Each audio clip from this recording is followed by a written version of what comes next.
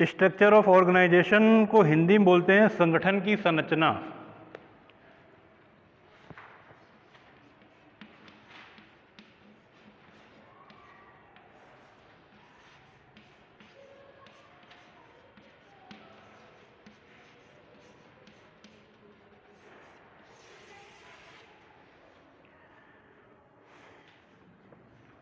अब इससे क्या समझते हो स्ट्रक्चर ऑफ ऑर्गेनाइजेशन?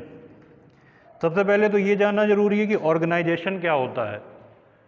ऑर्गेनाइजेशन का मतलब होता है हमारा कोई भी संस्था, ठीक, चाहे वो शैक्षणिक संस्थान हो जैसे आपका ये जिसमें पढ़ रहे हो, कोई ऐसी संस्था जो किसी को उद्योग प्रोवाइड कराती है तो वो क्या कहलाएगी? इंडस्ट्री कहलाएगी हमारी। एक संस्था ऐसी होती है जो लोगों का उपचार करती है, इलाज करती है, वो हमारा क्या कहलाता है? हॉस्पिटल कहलाते हैं, ठीक है। एक संस्था ऐसी है जो लोगों की शिकायत सुनती है और उनके खिलाफ कार्रवाई करती है, जो अपराधी होते हैं, वो क्या कहलाते हैं? हाँ, थोड़ा तेज बोलो।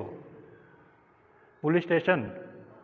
कोई मोबाइल खो जाए आपका तो कहाँ पे शिकायत करने जाओगे? पुलिस स्टेशन पे जाओगे। तो ये सब क्या, कई सारी अलग अलग संस्थाएं बनी हुई हैं जिनका काम होता है लोगों की अपनी जो उनकी कार्य प्रगति है उसके हिसाब से लोगों की शिकायत को सुनना या फिर उस पर कार्रवाई करना, ठीक है। अब उस कोई भी संस्था होगी उसका मैनेजमेंट तो होगा ही होगा ना, बगैर मैनेजमेंट के वो संस्था काम नहीं करेगी, ठीक है। तो इन्होंने क्या लिखा है देखो, पहले सुन लो थोड़ा सा कि क्या ये लोग क्या कहते हैं बुक के अकॉर्डिंग। ये लोग कहते हैं किसी भी उद्योग के लिए एक अच्छी संगठन संरचना का होना आवश्यक है, ठीक। किसी भी उद्योग के लिए एक अच्छी संगठन संरचना का होना आवश्यक है। संगठन का मतलब क्या हो गया? जब बहुत सारे लोगों का समूह हमारा आपस में मिल जाता है तो हमारा क्या कहलाता है? संगठन कहलाता है, ठीक है।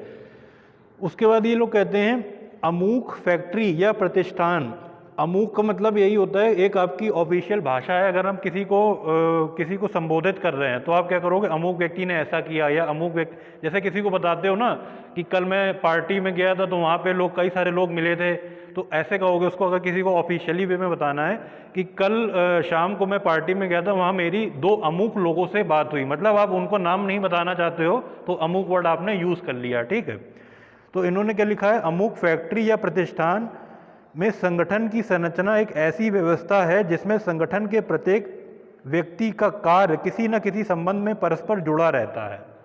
अब देखो, जैसे ये लोग क्या कह रहे हैं कि कोई भी प्रतिष्ठान है, संस्था बोले, प्रतिष्ठान बोले, ऑर्गेनाइजेशन बोले, तो बात एक ही आएगी कि कहीं ना कहीं कोई एक समूह होगा जिसमें व्यक्ति कार्य कर रहा होगा। अब जैसे एग्जाम्पल लिया था एलएमएल का, ठीक। एलएमएल में कई सारे डिपार्टमेंट बताए थे, अगर उसमें से एक भी डिपार्टमेंट आपका बंद हो जाए तो बाकी काम हो पाएगा? नहीं हो पाएगा। एक छोटा सा एग्जांपल लो, जैसे आपका अकाउंट डिपार्टमेंट है। अकाउंट डिपार्टमेंट मान लो कोई तकनीकी खराबी है, मान लो आपको फीस जमा करनी है, एडमिशन लेना है। अगर फीस नहीं जमा होगी तो आगे क्या कॉलेज के अंदर आ पाओगे? नहीं आ पाओगे। तो या फिर मान लो कि कोई भी टीचर ही ना हो, अगर टीचर नहीं है तो फिर कॉलेज आ रहे हो तो मतलब क्या है पढ़ने का? कि कोई पढ़ाने वाला भी तो होना चाहिए, ठीक है। तो कहने का क्या मतलब है, कहीं ना कहीं लोग एक दूसरे से जुड़े हुए हैं। अगर एक भी व्यक्ति की कमी होगी तो जो हमारी पूरी कार्य प्रणाली है उसका कार्य क्या होगा? आसानी से नहीं चल पाएगा। वही इन लोगों ने बताया कि